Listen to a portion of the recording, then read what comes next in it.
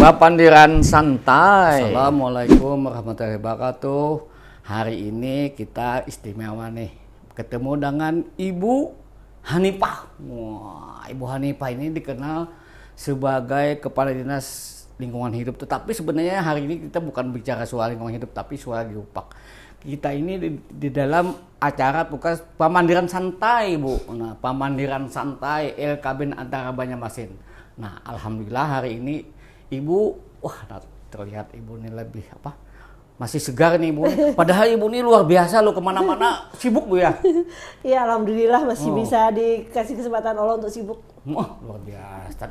Tadi aja sudah acara di kantor gubernur ini. Mungkin sebentar lagi ada lagi. Tapi gimana Ibu ini membagi waktu ini Bu bisa tetap segar seperti ini Bu? Ya, tentu istirahat yang cukup sih. Istirahat Dan cukup, kita ya? memanage stres. Nah ini dia. Kuncinya adalah memanage stres. Wah ini luar biasa nih Ibu memanage stres ini. Wah luar biasa Bu. Nah ini Bu, hari ini kebetulan kita membicarakan soal geopark Bu. Di geopark ini kan kita sudah berjuang dari tahun 2017. 17. Ya. Sekarang gimana Ibu? Alhamdulillah geopark mengalami progres kemajuan. Oh ya? Di mana terakhir kami baru saja mendampingi tim evaluator dari Kementerian Marves, Maritim dan Investasi bersama tim pakar KNGI untuk kami diusulkan menjadi UNESCO Global Geopark. Oh masih diusulkan ya Bu? Belum tahap persetujuan belum ya Bu ya nih ya? Kan persetujuan untuk UNESCO itu panjang ya Pak ya? Panjang nggak? Panjang, tidak begitu kita apply langsung jadi. Sudah jadi. Ada proses yang harus dibangun. Oh Ya, gitu. Terus? Banyak hal yang harus kami bangun di sini. Di mana sebenarnya kehadiran atau kedatangan dari tim evaluator Marves bersama tim pakar ini hanya ingin memastikan bahwa Geopark Meratus memang layak untuk diusulkan menjadi perwakilan Indonesia menjadi UNESCO Global Geopark. Oh, lalu yang menentukan nanti siapa itu Bu? Tim pakar KNGI nanti setelah kami mendapatkan persetujuan dari KNGI, tentunya kita akan diusulkan ke UNESCO-nya sendiri. Oh, jadi ada proses, gitu. Ada tahapan. Kami harus ditetapkan dulu jadi aspiring. Oh gitu. Setelah diusulkan ke UNESCO, nanti UNESCO ke sini kah? Iya betul. Oh gitu. UNESCO akan ke sini dan membuktikan langsung apa yang kami sampaikan melalui dokumen yang sudah kita apply nanti akan benar-benar ini memang benar adanya, kayak memverifikasi. Oh, tapi Ibu sendiri yakin ini kita dapat? Insya Allah kalau kami yakin ya, karena memang ini kami sudah menjadi tim kompak juga. Maksudnya? Tim kompak karena kita harus bekerja bersama-sama. Maksud sampean bersama-sama tuh siapa-siapa nih yang terlibat? BP Geopark, Kabupaten Kota, Komunitas, oh ya? Masyarakat, termasuk yang ada di depan saya. Luar biasa. Nah, Ibu tadi yakin bahwa kita ini akan mencapai global UNESCO Global Geopark. Keyakinan Ibu tuh apa yang bisa kita meyakinkan bahwa ini kita akan diakui? Karena kita Kalimantan Selatan memiliki warisan bumi yang luar biasa. Wih, warisan bumi yang luar biasa. Apa itu Bu?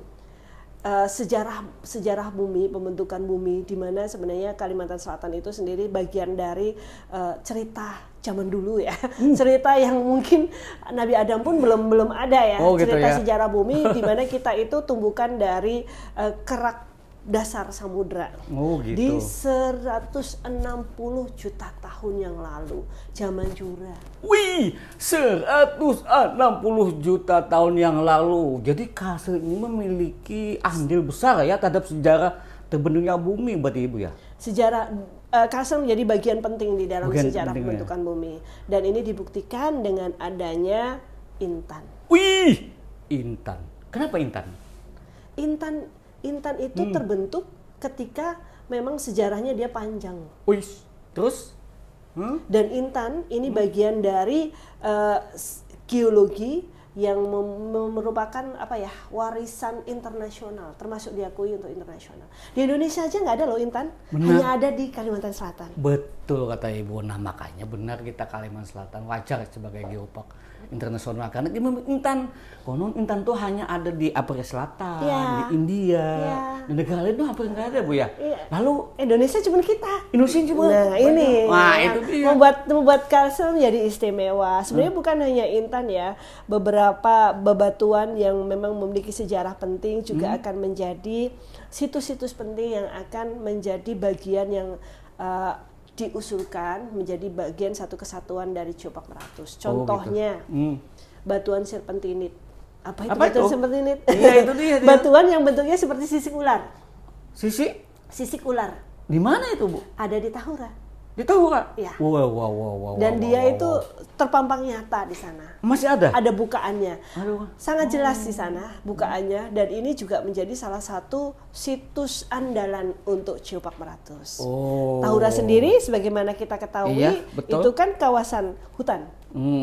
Dan cukup representatif, pengelolaan yang bagus dari Ibu Kadishub ya, tentunya atas arahan dari Bapak Gubernur, di mana banyak fasilitas, di mana di sana juga hutan yang paling dekat bisa kita capai. 30 menit.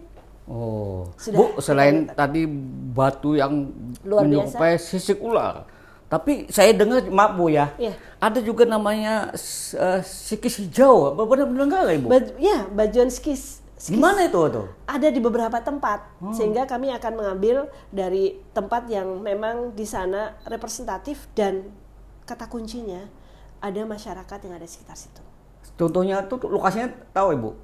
Batuan sikis ada di mana, di Kiram ya kalau nggak salah ya. Itu ya. Nah, terus ada lagi yang mengatakan bahwa istimewa kita ini yang bisa menceritakan sejarah bumi ada di Kars itu, katanya Langara juga Bu memiliki cerita itu Bu. Betul, Langara. Nah, gimana? Langara memang ada. Apa itu Bu? Ya, Langara itu selain dari sisi batuannya, kan kita ketika kita menentukan situs-situs atau lokasi-lokasi atau destinasi-destinasi di rute perjalanan geopark, itu banyak kategori.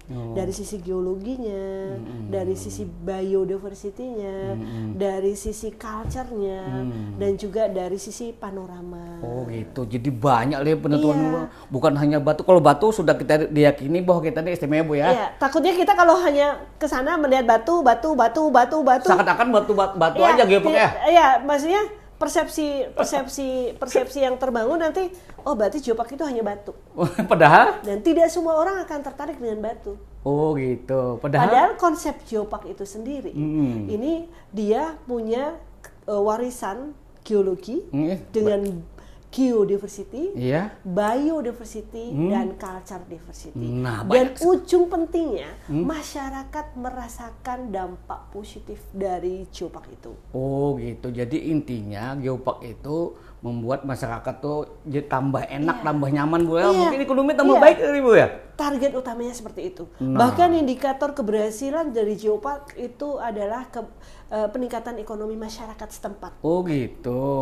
Terus kalau kita berbicara tentang budaya di dalam geopark itu Bu, ini yang kita usulkan tuh apa-apa aja Bu, mungkin dalam budayanya. Bukan kemarin Ibu bilang pasar terapung apa segala. Gimana Bu ceritanya? Maaf nih, kita ini kan awam juga, kita mau tahu nih, masyarakat juga tahu. Geopark sendiri itu dengan filosofi atau konsep pentingnya the soul of Borneo. Bahwa geopark Meratus itu jiwanya Borneo. Dan bagaimana jiwa itu juga menjadi interaksi antara masyarakat yang ada di dalamnya, suku Banjar, suku Dayak, dan suku lainnya yang saling berinteraksi sehingga menyandarkan hidupnya di eksistensi dari Meratus itu sendiri. Tadi Ibu mengatakan bahwa ini napasnya Kalimantan apa tadi? Soul. Ya. Jiwa Kalimantan. Jadi geopark ini berarti bukan kita aja yang bisa mengusulkan, Kaltim bisa juga. Bisa, semuanya Kalbar bisa. Semua bisa. Kenapa kita aja Bu yang getol? Kebetulan mereka belum terliterasi dengan kuat masalah geopark. Kebetulan kita lebih awal nih. Lebih awal. Kita ya, sehingga itu keuntungan kita. Kita nggak punya kompetitor nih yang di Kalimantan. Mereka kan nanti sama, meratus juga mereka gunungnya kan. Sebagian ada juga gunung yang lain ya, gunung Leuser ya rasanya kalau yang untuk di Kalimantan yang lain. Dan mereka juga tentu punya sejarah geologinya sama dengan kita. Ya, tetapi mungkin bedanya mereka belum tentu punya Intan ya. Oh iya, itu dia. Intan itu luar biasa. Ya, ini mereka sedang proses juga kayaknya untuk mengusulkan menjadi, harus ada tahapan. Biasanya Geopark nasional dulu, kemudian berproses, baru ke aspiring, kemudian UNESCO. Kita nasional tahun kapan diakui sebagai Kita nasional di 2018. Udah lama Bu ya? Iya. Seharusnya sudah internasional kita nasional. Tidak semudah itu Pak. Banyak yang belum internasional, banyak ya. Banyak. Kita Indonesia rasanya baru 10 dan yang 4 itu yang 2 itu baru saja keluar keputusan dari UNESCO. Semuanya berproses karena memang kita mengawalinya itu di 2017 menjadi 2018 nasional itu sudah sangat luar biasa. Sebenarnya banyak PR untuk menuju nasional, tapi kita lampaui gitu loh dengan bagaimana kami menyampaikan dokumen, bagaimana kita menyampaikan komitmen yang serius dari Bapak Gubernur, dari Bupati Wali Kota, kemudian upaya-upaya yang kita lakukan dan alhamdulillah cuma 1 tahun kita dari nasional. Tetapi tentunya untuk kita menjadi bagian dari warisan dunia banyak hal yang harus kita siapkan. Tidak dengan serta-merta masa kita geopark internasional tapi toilet kita masih harus itu dia. Parkir kita masih nggak ada. Itu dia. RPPJ-nya belum kelihatan. Makanya kita perlu waktu untuk kita menyelesaikan semua persoalan aksesibilitas, misalnya mau ke Langaran nih, untuk yang gender, yang maksudnya yang untuk usia-usia tertentu, mungkin tidak akan setangguh anak-anak muda naik ke bukit, sehingga kita harus siapkan dulu untuk menuju ke sana, sehingga ini benar-benar bisa dinikmati oleh banyak kalangan. Kemudian tempat parkirnya sudah cukup apa belum, toiletnya sudah cukup representatif atau belum, RPPJ-nya sudah ada belum untuk penunjuknya, kemudian panel informasinya ada nggak? Iya. Berarti kalau ngomong gitu, nggak usah buru-buru kita diakui. Kita harus siapkan sehingga ketika kita diakui kita udah siap. Dan yang paling penting masyarakat di situs itu harus sudah siap. Sehingga pada fase-fase sekarang ini, selain kami menyiapkan aksesibilitas, visibilitas, fasilitas yang nggak kalah pentingnya, kapasitas masyarakat. Iya, luar biasa nih. Ini kan Bu kayaknya gigih banget ya kita nih mengejar pengakuan internasional nih. Seandainya nih saya Bu ya, seandainya kita sudah diakui sebagai geopark internasional, apa keuntungannya bagi kita? Kita secara otomatis akan dipromosikan. Kan UNESCO Pak yang punya. Gitu. Dan ini kita akan menjadi bagian dari jejaring geopark internasional. Kita mungkin akan setara dengan Niagara, coba bayangkan. Kita setara dengan yang punya kita misalnya, Ijen. Kita setara dengan teman-teman kita Maros. Kita sama. Jadi kita akan membangun jejaring kita, jejaring internasional. Sementara kita sebagai geopark nasional, jejaring kita masih Indonesia. Jadi kita nggak perlu lelah lagi, udah ada di otomatis pasti akan terbangun komunikasi, otomatis kita akan terpromosikan, sehingga ini yang benar-benar sebenarnya memberikan kemanfaatan besar dari sisi pariwisata. Tapi bagi kami kemanfaatan yang besar adalah dari sisi konservasi, edukasi, dan ekonomi masyarakat. Kita bisa membangun ekonomi inklusi justru di geopark ini. Gitu. Tapi gini Bu, ini kan berarti semua pihak harus paham ini Bu. Betul. Berarti harus mendukung ini Bu. Alhamdulillah kalau Bupati Wali Kota udah dukung semuanya. Tapi instansi lain juga harus, maksud saya gini, karena ini kan epicnya sangat luar biasa bagi kita, mungkin segi pariwisatanya, segi penelitiannya, segi ekonominya, segi budayanya luar biasa nih. Nah ini sampai sejauh mana memberikan pemahaman tentang geopark ini terhadap masyarakat dari mungkin ini badan pengelola ya ini? Iya, saya kebetulan ulun sebenarnya badan pengelola Ketua harian. Nah itu dia tadi saya lupa, maaf Bu dari tadi. Jadi ketua harian wajar saya. Nah gimana Bu? Ya, tentu banyak yang harus kami lakukan. Pertama sosialisasi, diseminasi, kemudian juga kita juga memberikan pendampingan kepada masyarakat, termasuk bagaimana kami meliterasi hal ini kepada masyarakat di level tapak, itu yang paling penting. Kemudian dari sisi anak-anak mudanya, ini sebentar lagi ada Popnas ya kalau nggak salah. Ya. Di situ kami akan ambil bagian untuk mensosialisasikan. Gimana caranya di sana tuh? akan ada ribuan anak-anak mahasiswa di sana. Ya kita akan ambil bagian di dalam hal di sana untuk melakukan diseminasi, pengenalan geopark kita. Kemudian kita mungkin akan bikin counter khusus untuk geopark kita. Dan kita juga sudah sering melakukan sosialisasi dengan anak-anak sekolah. Dan insya Allah di waktu yang tidak lama kami akan mengadakan seminar di mana kami akan mengundang para pendidik. Jadi seminar itu khusus geopark? Khusus geopark dan para pendidik yang akan kami literasi, kami akan memberikan pemahaman, pengetahuan terhadap geopark itu kepada para pendidik yang kita harapkan nanti ibu bapak guru nanti akan bercerita kembali ke anak-anaknya, sehingga penyebarannya bisa masif. Wih, luar biasa. Kapan itu seminarnya itu? Sekitar mungkin akhir Agustus setelah hari jadi.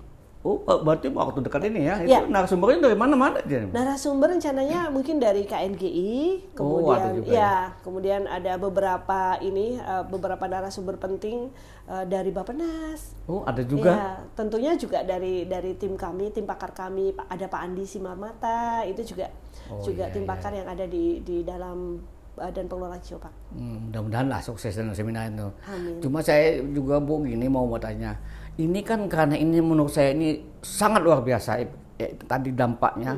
Lalu orientasi pemerintah, maksudnya porsi anggaran kah, apakah ada nggak keberpihakan terhadap geopark ini? Ya. Gimana ini Bu? Alhamdulillah kalau dari Bapak Gubernur, beliau sangat dukung luar biasa. Dalam bahasa berapapun duitnya sudah dialokasikan. Mantap. Bapak Gubernur sangat konsen di sini. Komitmen pemerintah provinsi sangat luar biasa. Sehingga pada fase ini juga kami juga sedang menggalang komitmen dari teman-teman kabupaten kota. Karena nggak mungkin dong kita kerja sendiri. Gitu. Kita harus bermitra, berpartner. Termasuk dari APBN juga sejak kita ditetapkan menjadi geopark nasional, kita juga sudah sekali mendapat pendanaan dari APBN. Ada juga ada juga. Jadi kemitraan dari luar juga sedang kami kerjakan, termasuk dengan beberapa kayak di Safwa ataupun yang kemitraan kecil pun sedang berproses dan sudah ada MOU misalnya. Misalnya contoh yang sederhana, Soto Bang Ahmad. Itu masuk juga gitu? Itu nanti akan masuk mitra kami. Mitra kami, sehingga kami nanti akan melakukan pendampingan. Bagaimana sehingga Soto Bang Ahmad misalnya ini cukup representatif. Dan dari sisi hygiene mungkin kami dampingi, pengelolaan limbahnya nanti. Jadi sambil semuanya berprogres. Termasuk juga ini, dodol. Juga jadi mitra kami. Jadi nanti semua produk-produk yang kita kasih gelar nama Geo Souvenir, Geo Food, itu nanti akan kami kasih label geopark. Kami sudah punya aturan-aturan khusus siapa yang berhak kita tempelin label, bagaimana orang akan nempel label, logo nanti tentunya setelah launching logo baru di tanggal 14 Agustus. Nah itu dia, ini saya tahu dari tadi saya mau tahu yang logonya itu, coba cerita tentang logo ini dulu Bu. Ini nggak ada gambarnya ya? Nggak ada ya Bu gambarnya ya? Bentar. Ayo nggak apa-apa, santai aja Bu. Kalau ada gambarnya bagus, kalau nggak ada cerita aja Ibu. Cerita aja ya. Iya, ini kita kasih contoh aja nih. Iya, contoh. Ini lihat. Oke. Ini sementara yang bocoran. Ini bocoran logo baru kami. Dulunya seperti ini. Akan berubah menjadi ini. Ini berlian. Dulu tuh Gunung Telabang, sekarang ke Berlian. Iya, ada sungainya juga sih dulu. Ada sungai. Sungai ada. Di sini? Telabangnya masih ada. Mana ini telabangnya? di motif hijau. Oh, itu. Ya, ada di nggak motif, kelihatan di telabang. motif hijau gunung. Iya, nanti kalau jadi logo akan kelihatan. Ini telabangnya motif gitu. gunung. Jadi ini juga merepresentasi Geopark Meratus dari berliannya berkilau menyinari Borneo. Jadi persahabatnya ini menyinari Borneo berliannya. Ini Ulun mengutip kata-kata Pak Gubernur loh. Apa? Yaitu kilauannya menyinari Borneo. Terus? Kemudian gunung, ini yang kita kenal, Gunungan Meratus warna hijau. Ya. Kemudian juga dengan motif telabang tadi ya, ada ini motifnya. Kemudian ada sungai. Wih, ada ini sungai. Ada budaya Banjar di sini. Iya. Sehingga memang ini kami sebutkan sebagai the soul of Borneo. Direpresentasikan dengan ini. Ini karya siapa ini? Karya tim. Yang bukan dilombakan tidak? Enggak, karya tim.